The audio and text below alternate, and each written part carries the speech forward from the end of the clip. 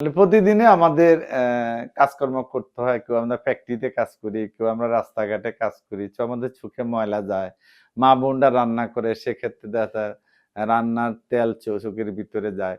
যাই হোক যেকোনো কারণে আমাদের চোখে ময়লা পড়তে পারে, ধুলাবালি পড়তে পারে, আ অনেক কিছু যেতে পারে। সেক্ষেত্রে যদি এরকম কন্ডিশন আমাদের রোগীরা হয় যে চোখের মধ্যে কোনো ময়লা ঢুকছে, সেই ক্ষেত্রে রোগীরে বলব আসলে আ সাথে পরিষ্কার স্বচ্ছ পানি দিয়ে, নোংরা পানি না, ট্যাপের পানিও না, ডিস্টিল ওয়াটার অথবা বোতলজাত পানি অথবা সিদ্ধ পানি দিয়ে আপনার চোখটা পরিষ্কার করে ফেলতে হবে। কয়েক মিনিট শুধু চোখের মধ্যে পরিষ্কার পানি দিয়ে আ চেষ্টা করবেন ময়লাটা বাইর করার জন্য। হয়তো পরিষ্কার করলে বাইর হয়ে যায় যদি ছোটখাটো ময়লা থাকে।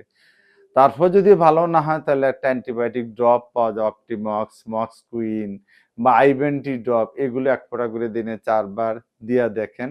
যদি ১ দিন ২ দিনের মধ্যে আপনার এই ফরেন বডিটা না যায় বা ফরেন বডি সেনসেশন স্টে করে থাকে, সেই ক্ষেত্রে অবশ্যই চক্ষুর চিকিৎসক দিয়ে আপনাকে টোটাল এক্সামিনেশন করে দেখে তারপর চিকিৎসা করাটা উত্তম হবে। যদি ভিতরে অনেক সময় ময়লা বা ইনফেক্ট হয়ে যায়, ভিতরে আটকা পড়ে যায়, সেক্ষেত্রে আপনার এটা আরো বেশি ক্ষতি হবে। বিশেষ করে আয়রন পার্টিকেল যেগুলো সেগুলো চোখের জন্য ডেঞ্জারাস।